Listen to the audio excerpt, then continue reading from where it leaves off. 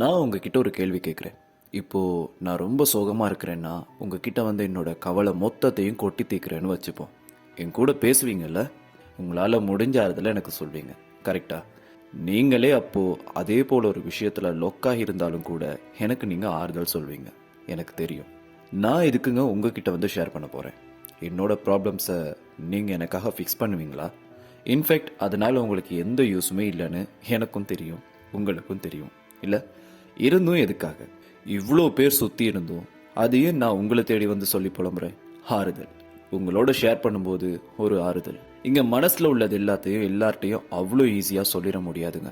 ஏன்னா எல்லாரும் உங்களை மாதிரி இருப்பாங்களா? உங்களோட பேசுறப்போ கிடைக்கிற அந்த ஆறுதல் எனக்கு ரொம்ப ஸ்பெஷல். இப்படித்தாங்க இங்க பாதி பேரு தேடி வந்து தன்னோட கதையை ஒரு பிடிச்ச சில உறவுகளோட மட்டும் ஷேர் பண்றாங்க.